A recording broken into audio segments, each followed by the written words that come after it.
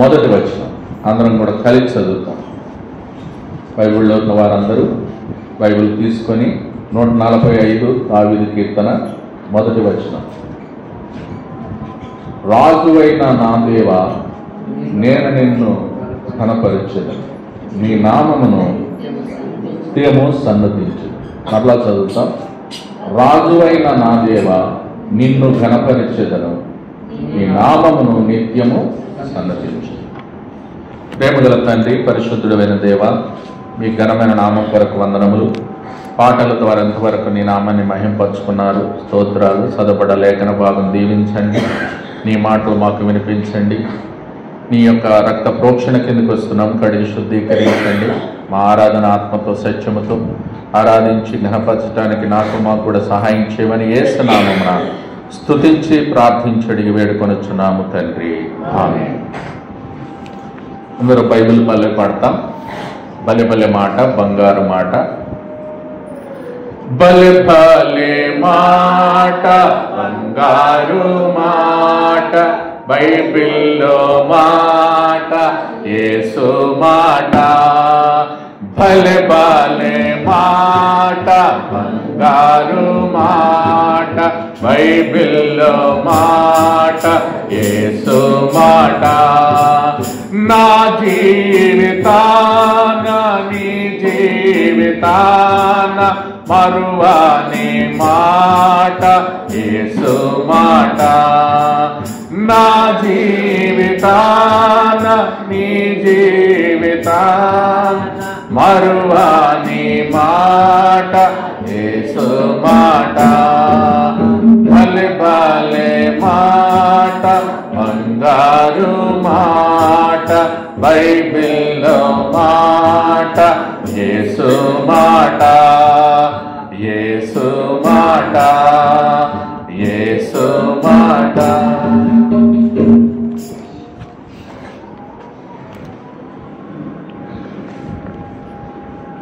ఇక్కడ 145లో మొదటి వచనం. రాజు అయిన నా దేవ. ఆయన రాజు. దావీదు ఎవరండి? రాజే. కానీ ఆయన ఏమంటున్నాడు? మళ్ళా రాజు అయిన నా దేవా అంటున్నాడు. అంటే ఆయనకు రాజు ఎవరు? దేవుడు ఆయనకు రాజు. అది గుడ్. కాబట్టి ఆయనకి దేవుడు రాజుగా ఉంచుకున్నాడు. కాబట్టి అందుకే అంటున్నాడు ఒకే మాట, రాజు అయిన నా దేవా. నా అనేది ముఖ్యం. అక్కడ అందరం ఏం చేస్తామంటే ఆరాధన చేసినప్పుడు మాది మాది ఏదో అంటారు. కొన్నిసార్లు అలా కనవద్దు. ఎప్పుడైనా కానీ నా. అందుకే దావీదు కూడా అక్కడ చూడండి ఆయన ఎలా దేవుణ్ణి ఇది చేస్తున్నాడంటే నా దేవా అంటున్నాడు.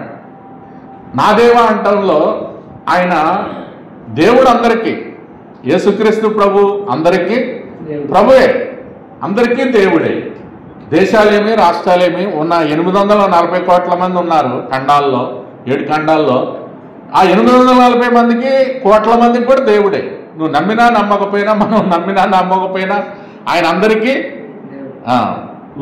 మా అపోస్తుల కార్యాలు 10:34 అంటారు యేసుక్రీస్తు ప్రభు అందరికీ దేవుడు, ప్రభు అని ఉంది. కాబట్టి అందరికీ ప్రభు. Jesus Christ, Christ for all. All అంటే అందరికని, అందులో అందరం ఉన్నాం. అందుకే ఇక్కడ దావీదు ఏమంటున్నాడంటే ఆయన అందరికీ ప్రభువే, కానీ ఇక్కడ రాజు అయిన నా దేవా అంటే నువ్వు రాజువు, నువ్వు నా దేవుడు అంటున్నాడు. మరి నీకు దేవుడు అయ్యాడు ఆయన? ఆయనైతే దేవుడు, ఆయన అందరికీ దేవుడు. కానీ నీకు దేవుడు అయ్యాడా? నీకు దేవుడైతే మనము కూడా అలా దావీదులాగా నా దేవా, నా దేవా అని మనము చెప్పగలుగుతాం. అందుకే అన్నాడు రాజువైన నా దేవా, నిన్ను ఘనపరచడం. ఘనపరచటం, గౌరవించటం అనేది చాలా ప్రాముఖ్యమైన విషయం. మన దేవునికి ప్రథమస్థానం ఇవ్వటం అనేది. అందుకే చూడండి 1 సమూయేలు గ్రంథం, అక్కడ 1 సమూయేలు 2వ అధ్యాయము 30వ వచనం. 1 సమూయేలు 2:30 ఆఖరి భాగం ఉంటుంది.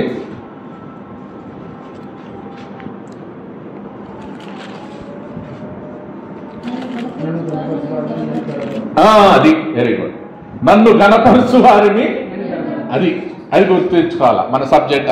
అంటే ఘనపరిచేదను. రాజు అయిన నా దేవా నేను నిన్ను ఘనపరిచేదను. అందుకే ఇక్కడ సమూయేలు 2:30 ఆఖరి భాగంలో కావున యెహోవాకు ఏదనగా నన్ను ఘనపరచువారు నేను, నన్ను తృణీకరించువారు. ఒకవేళ నువ్వు ఘనపరిచినావు అనుకో దేవుణ్ణి, నిన్ను ఘనపరుస్తాడు. నువ్వు తృణీకరించావు అనుకో, నువ్వు తృణీకరించబడతావు. అక్కడే ఉంది రెండు కూడా అక్కడ. నన్ను ఘనపరచువారిని నేను. అందుకే దావీదైతే చూడండి 4వ అధ్యాయము కీర్తనల గ్రంథం, ఆయన ఎలా అంటున్నాడంటే కొన్నిసార్లు మనం కూడా ఆయన నామాన్ని కొన్నిసార్లు అవమానపరుస్తుంటాం. కానీ ప్రియులారా, దేవుడు చాలా గొప్ప దేవుడు. మనము చెప్పిన అందుకే ఆయనను ఆరాధించడానికి వచ్చే నువ్వు నేను కూడా ఆయన ఘనపరచటము మన జీవితంలో చాలా ప్రాముఖ్యమైంది. 4వ అధ్యాయము 2వ వచనం, కీర్తనల గ్రంథం 4:2. నరులారా ఎంతకాలము నా గౌరవమును అవమానంగా మార్చెదరు, ఎంతకాలము వ్యర్థమైన దాన్ని ప్రేమించెదరు. చూడండి, ఎంతకాలం అంటున్నాడు. నరులారా, మానవులమైన మనలను దేవుడు అంటున్నాడు ఇక్కడ. ఎంతకాలం నా గౌరవం అని అవమానముగా. అంటే మనము ఇక్కడ గౌరవము దేవునికి ఇస్తున్నామా అనేది మనకు వ్యక్తిగతమైనది. ఇప్పుడు నిన్న ఒక క్రికెట్ మ్యాచ్ జరిగింది. ఆడవాళ్ళు ఆడారు, గర్ల్స్ ఆడారు. మన ఇండియా తరపున ఎవరు ఆడారండి? వరల్డ్ కప్ అని పెట్టారు. మగవాళ్ళకే పెడతారు ఇదివరకు, కానీ ఇప్పుడు ఆడవాళ్ళు కూడా అక్కడ. అందులో మన దేశం తరపున ఇప్పుడు ఒక ఆమె ఆడింది ఆస్ట్రేలియా తరపున.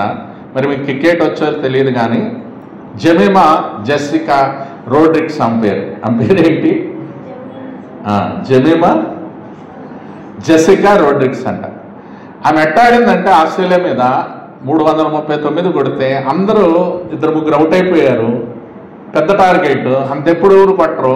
కానీ మన దేశం తరపున ఆమె కట్టి 127 పరుగులు చేసి సెంచరీలు కొట్టి ఆమె అడిగింది. అప్పుడు ఒక ఆయన ఆ కామెంటేటర్ చెప్పాయని అడిగాడు, అమ్మ నువ్వు ఎట్టా? నేను ఆమె తెలిసిన తర్వాత అర్ధగంట ఏడిసిందని గ్రౌండ్ తిరుక్కుంటా. ఏడుస్తుంది కన్నీళ్లతో పెట్టి. ఎందుకు ఏడుస్తుంది? ఎందుకంటే ఆమె అంతకుముందు 2018 నుంచి ఉంది. అంతకుముందు కప్పులు ఆమె డిస్క్వాలిఫై చేశారు, ఆడలేదు. ఆమె తీసుకున్నారు, ఆమె ఆడలేదు. తర్వాత ఇంతకుముందు ఈ మ్యాచ్ల్లో కూడా మొన్న 2-3 మ్యాచ్లు తీసేశారు. కానీ ఆ బాధ అంతా చేస్తూ తల్లికి రోజు ఫోన్ చేసి ఏడుస్తుందండి. అంత బాధపడ్డది పాపం. అలా బాధపడ్డ ఈ టైంలో ఆమె ఇట్లా దేశం తరపున ఆడి అందరికంటే ఎక్కువ కొట్టి సెంచరీ కొట్టి కప్పుని ఆస్ట్రేలియా అంటే నెంబర్ 1. ఇప్పుడు వరకు కప్పులు వాళ్ళే గెలిచారు. మనవాళ్ళు ఎప్పుడు గెలవాలి, ఆడవాళ్ళు. మెన్ గెలిచారు కానీ ఆడవాళ్ళు ఎప్పుడు గెలవాలి. ఫస్ట్ టైం ఓడిపోతుంటే ఆస్ట్రేలియా, అది వాళ్ళు ఇంతకుముందు అన్ని కప్పులు వాళ్ళే గెలిచారు. కానీ వాళ్ళ మీద కొట్టేసి గెలిచి, అదిగాక హై టార్గెట్ అంత కొట్టినాక ఆయన అడుగుతున్నాడు. అందరు ఆశ్చర్యం అవుతుంది దేశమంతా. దేశం ఉన్న కోట్ల మంది కూడా చూస్తున్నారు. ఈ కోట్ల మంది అన్ని దేశాలు చూస్తాయి, మన దేశంలో చూస్తున్నాం. కానీ అలాంటి ఆమె ఎలాగాడిందంటే ప్రియులారా, ఆమె పేరు జెమిమా. ఆమె పేరు ఏంటండి? దేవుని బిడ్డ. అందుకు చెప్తున్నాను. మేము ఎందుకు చెప్తున్నట్టు ఆమె దేవుని బిడ్డ అని చెప్తున్నాను. దేవుని బిడ్డ ఏం చేసిందంటే ఆయన క్వశ్చన్ అడిగారు, అమ్మా నువ్వు ఎందుకు ఎలాగ ఆడావు అంటే ఆమె అందరి ముందు పైకిలో పెట్టి చెబుతుందండి, యేసుక్రీస్తు ప్రభువుకు థ్యాంక్స్ అని చెప్పింది.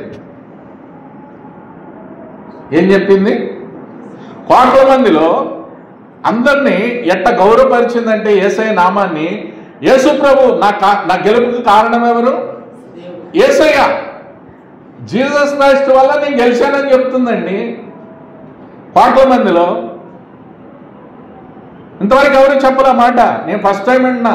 నేను చదువుకునే కాడి నుంచి 30 సంవత్సరాలు నా చిన్నతనం నుంచి చూస్తున్న క్రికెట్. కానీ కపిల్ దేవ్ గెలిచాడండి. ఆయన అప్పుడు నా చదువుకునే హై స్కూల్ లెవెల్లో కపిల్ దేవ్ 83లో కప్పు గెలిచారు.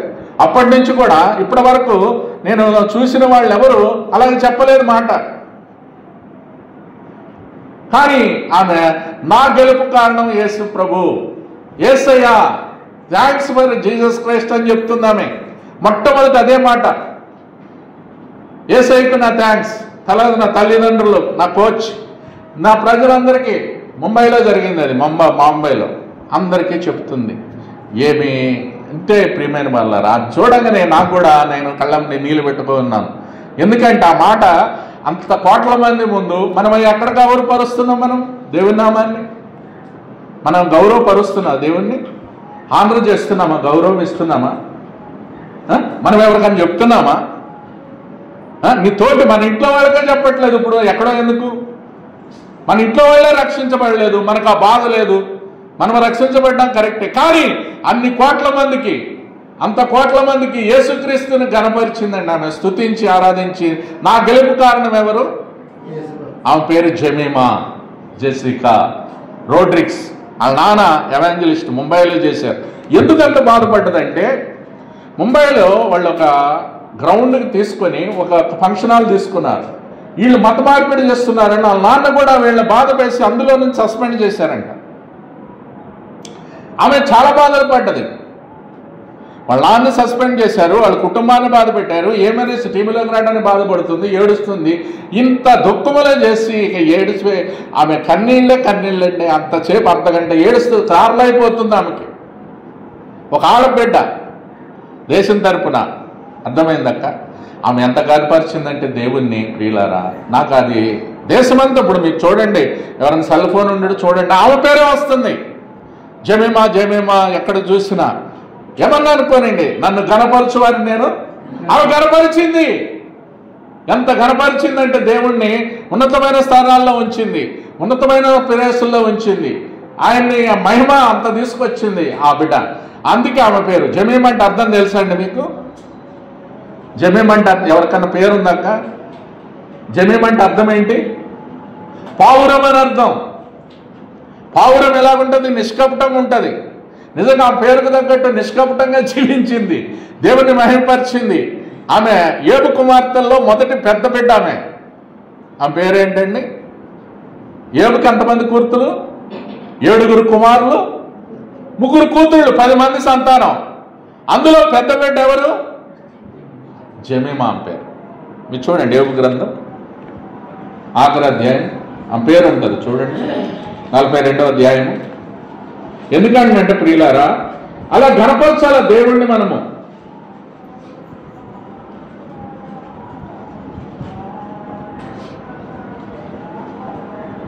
నలభై 14 అతడు పెద్దదానికి జెమీమా అని, హెమీమా నుండి తెలుగులో ఆ పేరు జెమీమా, ఇంగ్లీష్లో ఏమంటారండి?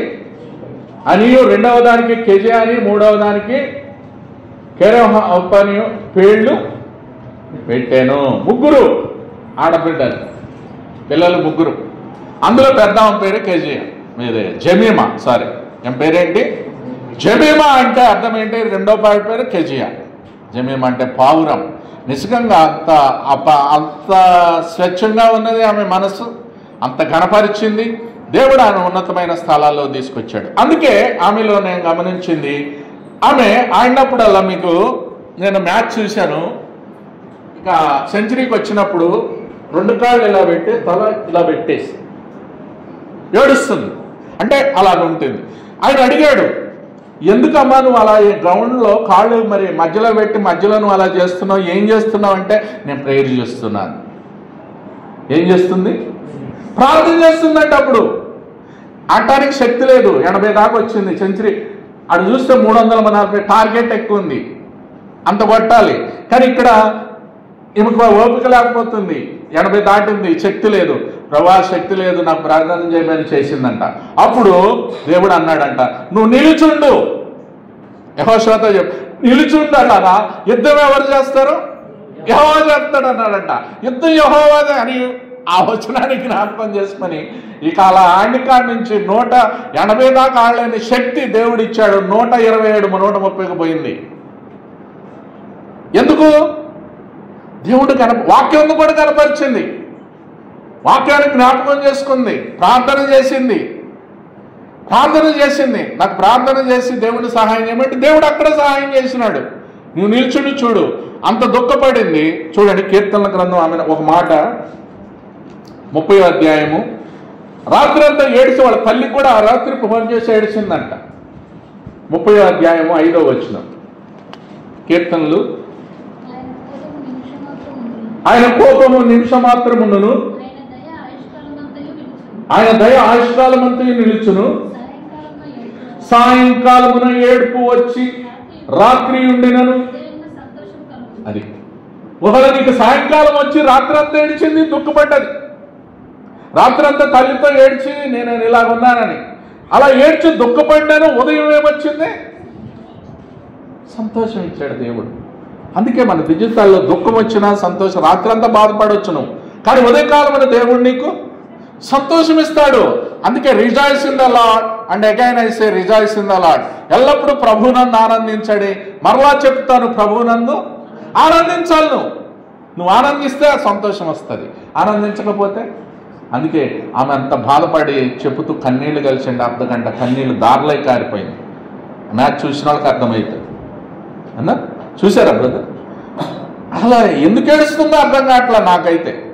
ఆమె అంత బాధపడ్డది. ఆమె రివ్యూస్ అన్ని 2018 నుంచి టీంకి వస్తే ఇప్పుడు దాకా సరిగ్గా ఆడనీయలేదు, టీంలోకి రాలేదు.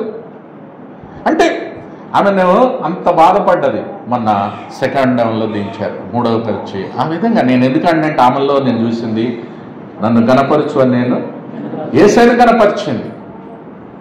ప్రార్థనా జీవితం ఉంది, వాక్యాన్ని గణపరిచింది. కష్టంలో మనం చేయలేని పరిస్థితుల్లో వాక్యాన్ని జ్ఞాపకం చేసుకుంది. ఎప్పుడైతే వాక్యం జ్ఞాపకం చేసుకుంది ఏమొచ్చింది?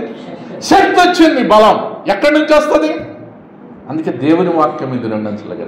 ఈ వాక్యం శక్తినిస్తుంది.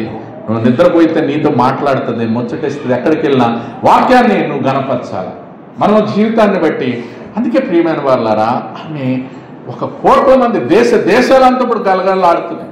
అంటే మనము మన పక్కన ఉన్న వాళ్ళకి ఊళ్ళో చెప్పడానికి, అరే నాకు ఎట్టు చేస్తున్నారు, నువ్వు మత మార్పిడి అంటున్నారు, ఏదో బాధపడుతూ మనం ఎవరికి చెప్పాం, నోరు తెరిచి ఒక్కలకు.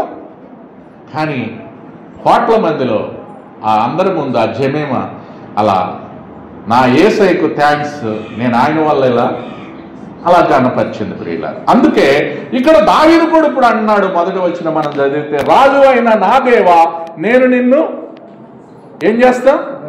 గణపరుస్తాను. ఎందుకు? నువ్వు రాజువు. చూడండి, 1 తిమోతి ఆయనలో ఉన్న లక్షణాలు కొన్ని చూసి, ఎందుకంటే ప్రియులారా, నువ్వు నేను గణపరచడం నేర్చుకోవాలా దేవుణ్ణి అన్ని విషయాల్లో. అప్పుడు నీకు శక్తి వస్తుంది. ఒకవేళ నీ దేశంలో దుఃఖం ఉండొచ్చు, కష్టం ఉండొచ్చు, బాధ ఉండొచ్చు, కానీ దుఃఖపడేవారు ధన్యులు, వారు ఓదార్చబడతారని బైబిల్ చదివిస్తుంది. ఆమె దుఃఖపడ్డది కానీ ఓదార్చబడ్డది, దేవుడు సంతోషం ఇచ్చాడు. కాబట్టి మన జీవితంలో కూడా అలాంటి. కాబట్టి 1 తిమోతి రాసిన పత్రిక 6వ అధ్యాయము. మన దేవుడు ఎలాంటి వాడో అక్కడ ఒక మాట చూస్తాం, చూడండి. తిమోతికి రాసిన పత్రిక 6వ అధ్యాయము 15వ వచనం. మన దేవుడు ఎవరండి? ఆయనకున్న క్వాలిటీ చూడండి. శ్రీమంతుడును అద్వితీయుడునగు సర్వాధిపతి యుక్త కాలములందు ఆ ప్రత్యక్షతను కనపరచును. ఆ సర్వాధిపతి రాజులకు రాజును. చూడండి, ఆయనకున్న పేర్లు ఇవి. మన దేవుడిని గణపరచాలంటే ఆయన శ్రీమంతుడు. శ్రీమంతుడు అంటే కోటేశ్వరుడు అని అర్థం తెలుగులో. శ్రీమంతుడు అంటే ఆయన అంత ధనవంతుడు అంటారు ఈ లోకాల్లో, ధనాలు కలిగినంటే. కానీ మనము క్రీస్తేశ్వరుల ఐశ్వర్యవంతులం. మనం క్రీస్తుని కలిగినాం కాబట్టి ధన్యులం, క్రీస్తుని కలిగినాం కాబట్టి ఐశ్వర్యవంతులం. మా ఆయన శ్రీమంతుడు. రెండోది అద్వితీయుడు. అందుకే అద్వితీయుడు అంటే ఆయన లాంటి వారు ఎవరు లేరు, అది ఇంకొకళ్ళు లేరు. అద్వితీయ దేవుడు అయిన నిన్ను నువ్వు పంపిన యేసుక్రీస్తు ఎరుగుటయే నిత్య జీవం. అద్వితీయుడు అంటే అద్వితీయుడు, ఇంకొకళ్ళు ఎవరు? శ్రీమంతుడు, అద్వితీయుడు, సర్వాధిపతి అంట, సర్వాధికారి, సర్వాధిపతి. యుక్త కాలములందు ఆ ప్రత్యక్షను కనపరచు. ఆ సర్వాధిపతి ఎలాగుండంటే రాజులకు రాజు, king of king and lord of lord. ఆయన రాజులకు రాజు. నువ్వు కనపరిచినా కనపరచపోయినా మనం అలాంటి దేవుణ్ణి కలిగిన నువ్వు నేను. ఇంకొకటి తిమోతి పత్రిక 1వ అధ్యాయము 7వ 17వ వచనం చూడండి.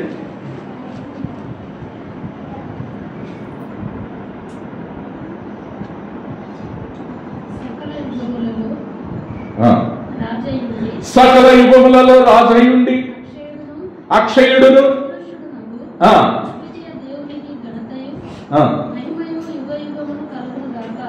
ఒకటి 17 చూడండి ప్రియులారా, అందరూ చదువును. ఆయన ఎవరు? సకల యుగములలో, ఒక యుగం కాదు, ఎన్నో యుగాలని చెప్తారు, కానీ ఆయన సకల యుగాల్లో కూడా రాజే, రాజులకు రాజు. ఆయన సకల యుగములలో రాజయుండి అక్షయుడు, అదృశ్యుడు, అద్వితీయ దేవునికి ఘనతయు మహిమయు కలుగును, యుగ యుగాలు కలుగును గాక. ఆమేన్. ఆయన అద్వితీయ, అందుకే సకల యుగాల్లో ఉన్న దేవుడు మన దేవుడు. ఆయన శ్రీమంతుడు, ఆయన సర్వాధికారి, సర్వశక్తిమంతుడు, రాజులకు రాజు, ప్రభువులకు. మరి ఇలాంటి దేవుడిని కలిగిన నువ్వు రాజు కదా, మరి అలా కనపరచొద్దు. మనము కూడా ఎలా కనపరచాలి ఇప్పుడు దేవుణ్ణి? ప్రభువుని అక్షయుడు, ఆయన అద్వితీయుడు. అందుకే ప్రియులారా, అలాంటి దేవుణ్ణి కలిగిన. ఇంకొక మాట, లూకా, మనం మత్తయి సువార్త, ఆయన పుట్టుకను గురించి మనం చేసినప్పుడు ఆ రాజును ఏమంటారంటే 2వ అధ్యాయము 2వ వచనం, యూదుల రాజుగా పుట్టినవాడు ఎక్కడున్నాడు? ఈయనెవరు? యూదులకు రాజు, యూదుల కింగ్ ఆఫ్ జ్యూస్ అంట.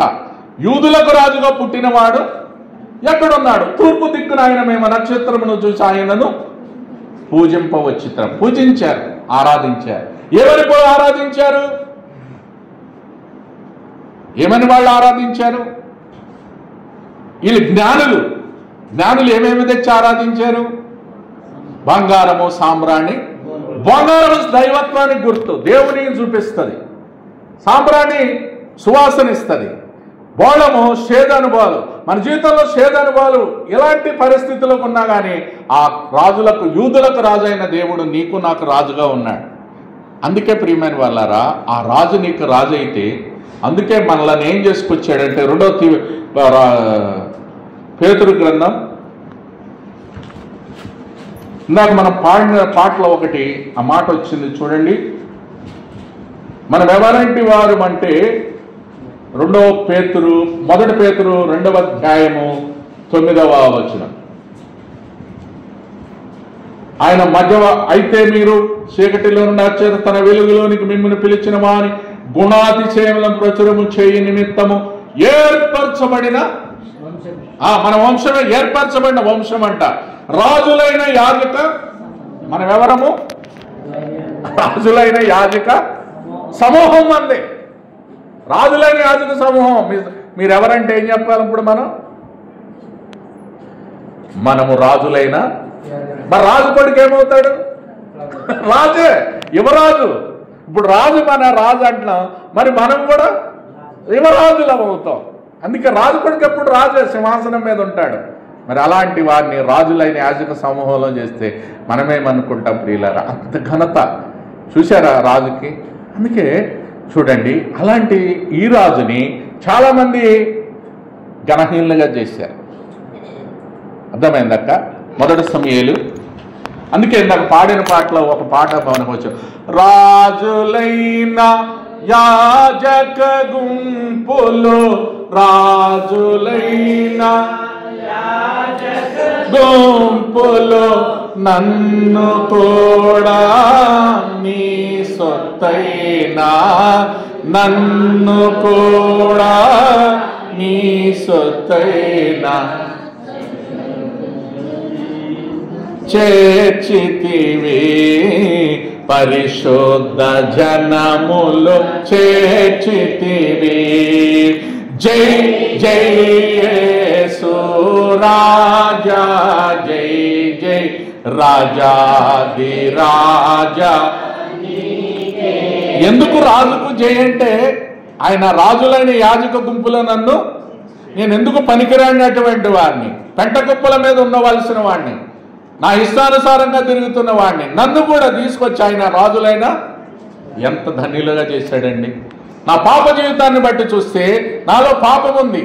ఈ పాపాన్ని బట్టి చూస్తే నన్ను ఎవరు గౌరవించట్లేదు. అలాంటి అసహ్యమున్న నా జీవితాన్ని ఆయన ఏం చేశాడు? రాజుగా మార్చినాడు. అది ఆరాధనలు. ఏంటంటే ప్రియమైన వాళ్ళారా, మా పాప జీవితాన్ని తీసేశాడు. నా జీవితాన్ని, పాపాన్ని తీసివేసి ఆయన ఏం చేశాడు? పరిశుద్ధునిగా చేశాడు. నేను పరిశుద్ధుడు కనుక మీరును. ఆ రాజులో ఉన్న గొప్ప లక్షణాలు పరిశుద్ధత కూడా ఉంది. రాజులకు రాజు మాత్రమే కాదు, ప్రభువులో ప్రభువే కాదు, ఆయన పరిశుద్ధుడు. 1 పేతురు 1:14 నేను పరిశుద్ధుడు కనుక మీరును ఆ పరిశుద్ధతతో ఆరాధన చేయాలి. ఆరాధించడానికి వచ్చిన మనం అపరిశుద్ధం ఉండకూడదు. ఆయన అపరిశుద్ధత ఉంటే ఆరాధన అంగీకరించాడు. అందుకే పరిశుద్ధతను ఆయన యుగ యుగములకు పరిశుద్ధత ఆయనకు ఫలమానం. అందుకే నాలో పాపం ఉన్నదని మీలో ఎవరు స్థాపిస్తారు? ఆయనలో పాపము లేదు. ఆయన పరిశుద్ధుడు, ఆయన నీతిమంతుడు, ఆయన ఎన్నడూ అన్యాయం చేయడు. అన్యాయము సర్వశక్తుడు, అన్యాయము చేయట అసంభవం. ఆయన నీకు మేలు చేస్తాడని కీడు. నిన్ను రాజులుగా ఉంచుతానంటుంటే మనమేమనుకుంటున్నాం? నిన్ను రాజులైన యాజక గుంపులో పెడతానని ఆయన అంటున్నాడు. ఆయన నేను శ్రీమంతుడను, నేను సర్వాధికారిని, రాజులకు రాజులను, ప్రభువులకు ప్రభువులను, సకల యుగములలో రాజును అంటున్నావు. ఒక యుగం కాదు. వాళ్ళు ఈ యుగాలు ఎన్నని చెప్తున్నారు, ఈ యుగాలన్నిటికి కూడా ఆయనే రాజు. సకల యుగములలో రాజు అయి ఉండి అక్షయుడు అదృశ్యం. అలాంటి రాజును కలిగిన ప్రియులారా, ఇలాంటి రాజును కలిగిన నువ్వు నేను కూడా మన పాప జీవితాన్ని తీసివేశాడు. యూదుల రాజుగా పుట్టినవాడు. ఆయన ఈ లోకంలో యూదుల రాజుగా ఎందుకు పుట్టాడు? ఆయన ఎందుకు పుట్టాల్సి వచ్చింది కన్యక గర్భమందు? అంటే నీ కొరకు నా కొరకు పాపులను రక్షించడానికి క్రీస్తు ప్రభు ఈ లోకానికి వచ్చాడు. సర్వ నూతన జీవం ఇవ్వడానికి ఆయన వచ్చాడు. అందుకే ఆయన పుట్టడోకలో కారణం ఏంటంటే పాపులను రక్షించడానికి. 1 తిమోతి 1:15 అంటాడు, పాపులను రక్షించడానికి క్రీస్తు ఈ లోకానికి వచ్చిననే వాక్యము నమ్మదగినది, ఇది పూర్ణాంగీకారానికి యోగ్యమై ఉంది. పాపులు ఎవరు? అందరూ పాపులే. బైబిల్ ప్రకారం చెప్పే నేను ఇదే మీతో సహా ఏ భేదము లేదు, అందరము పాపులమే. పాపం వల్ల వచ్చే జీతం ఏంటి? మరణం. ఆ మరణానికి పాత్రులము. నిత్యనక అగ్నిగుండం ఉంది. ఆ అగ్నిగుండం తప్పించడానికి యేసు ప్రభు ఈ లోకానికి వచ్చాడు. ఆ అగ్నిగుండం తప్పించినాడు. ఆ అగ్నిగుండాన్ని తప్పించి మనం పోయాల్సిన శిక్షను ఆయన భరించాడు కలువరి శిలువలో. తున్నపడ్డది శరీరం, కాళ్ళు, చేతులు, మేకులు, రక్తం ధారలై ప్రవహించింది. అమూల్యమైన రక్తంగా ఇచ్చాడు. ఆ రక్తము ద్వారా నీకు నాకు పాప క్షమాపణ కలిగింది. ఆ రక్తము ద్వారా మనల్ని విమోచించాడు. అందుకే ఆ గొర్రెపిల్ల క్రీస్తు రక్తము ద్వారా విమోచించి రాజులైన యాజక సమూహంలో చేర్చాడు. అందుకే 145 మొదట వచ్చిన ప్రకారం అంత మాత్రమే ఆయన సమాధి చేయబడి మరణాన్ని జయించి తిరిగి లేచాడు. మరణాన్ని మీద సవాలు ఇచ్చాడు. ఓ మరణమా నీ ముళ్ళు ఎక్కడా? ఓ మరణమా నీ విజయం ఎక్కడా? మరణం ముళ్ళు పాపం, పాపమునకున్న ఫలము ధర్మశాస్త్రమే. ఆ ధర్మశాస్త్రాన్ని అంతా ఆయన నెరవేర్చినాడు. ఆయన నెరవేర్చడానికి ఈ లోకానికి వచ్చాడు. ధర్మశాస్త్రాన్ని కంటికి పన్ను, అంటే నిన్నేం చేస్తుంది ధర్మశాస్త్రం? మోసే ఇచ్చిన ఆజ్ఞలన్నీ ఏమో కంటికి పన్ను, పంటికి అంటే నువ్వు కొడుకు పట్టమని, అంటే అలా ఉండు ధర్మశాస్త్రం. కానీ అలానే యేసయ్య తాను భరించి కలువరి శిలువలో ఆయన మరణించి సమాధి అయ్యటం ద్వారా ఆ శిక్షనంతా ఆయన భరించాడు. మన పక్షాన సబ్స్టిట్యూట్ అయ్యాడు. కాబట్టి నీకు నాకు విడుదల ఇచ్చాడు, విమోచన ఇచ్చాడు. ఆ విమోచన బట్టి ఆ రాజుని ఇప్పుడు నువ్వు కనపరచాలి. ఇప్పుడు మనం చేయాల్సింది ఏంది? హానర్.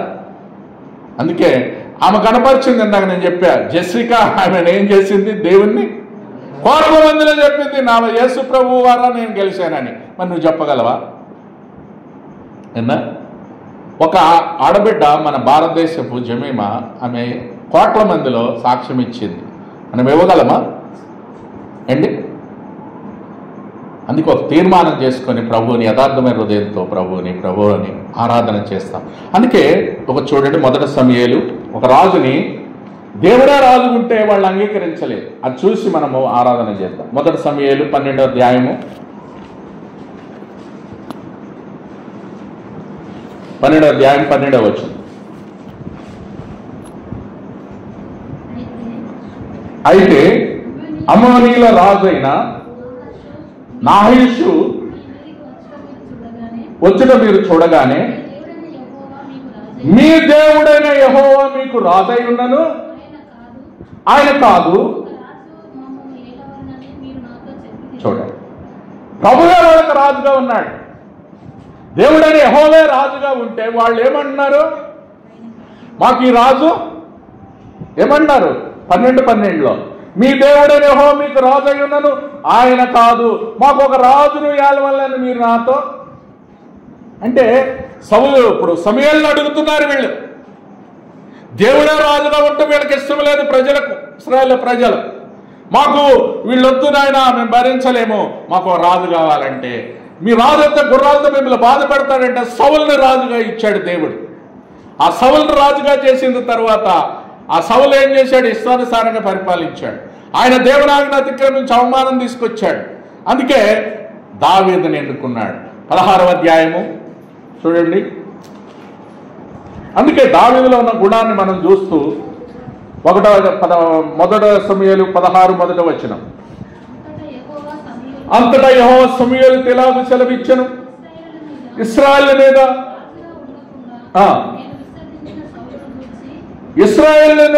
రాజుగా ఉండకుండా నేను విసర్జించిన సౌలు గూర్చి నీవెంతకాలము దుఃఖింతువు.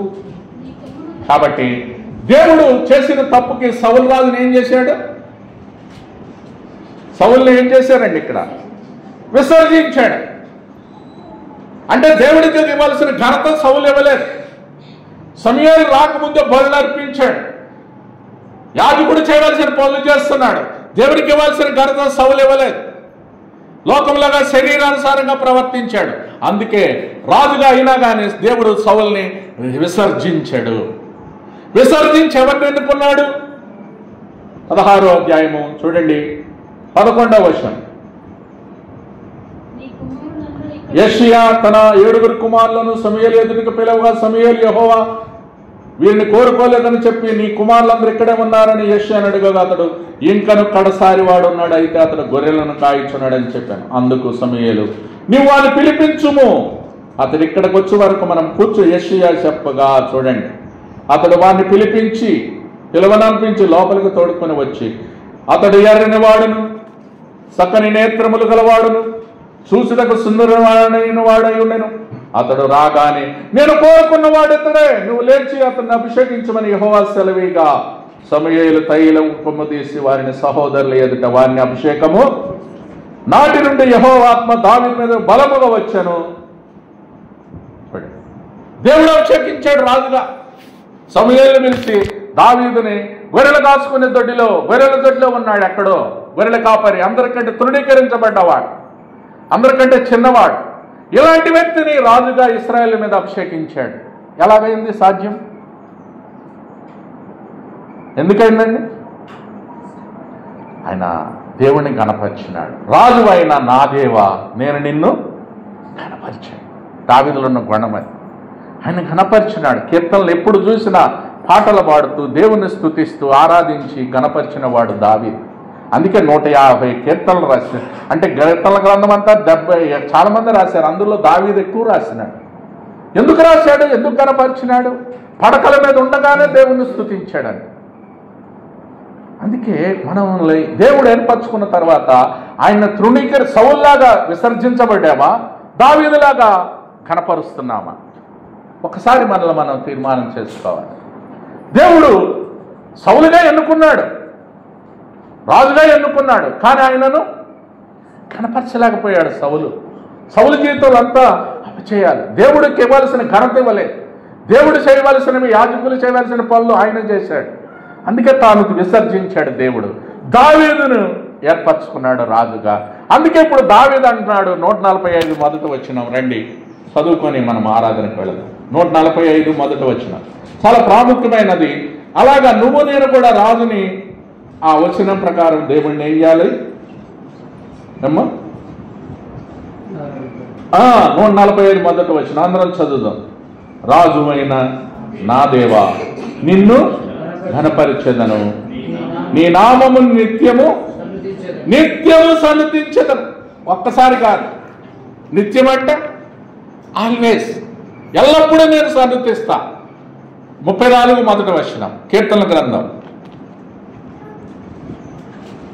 గ్రంథం. నిత్యం ఆయన ఏం చేయాలి? నువ్వు నేను ఎల్లప్పుడూ యెహోవాను, ఎల్లప్పుడు అంటే ఆల్వేస్, నిత్యం ఆయన్ను సన్నతించాలి. ఫిలిప్పి 4:4. అందుకే ప్రియులారా, దేవుణ్ణి సన్నిధికి వచ్చిన నువ్వు నేను కూడా ఆయన్ని గణపరచాలి. ఎలా గణపరచాలి? ఫిలిప్పి 4:4 ఎల్లప్పుడూ ప్రభువునందు ఆనందించాలి. సంతోషం ఎల్లప్పుడు అంటే నిత్యము సన్నతించాలి. ఎల్లప్పుడూ 1 దశలోనిక 5:16 ఉంటుంది, ఎల్లప్పుడూ ప్రార్థన చేయడి, ఎల్లప్పుడూ దేవుణ్ణి. 1 దశలోనిక 5:16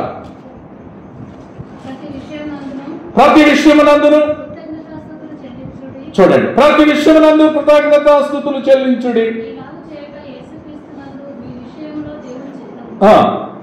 ఆత్మను ఆర్పకుడి, ప్రవచించుట నిర్లక్ష్యం చేయకుడి, సమక్షం పరీక్షించి మేలైన దాన్ని ప్రతి విధమైన కీడుకు.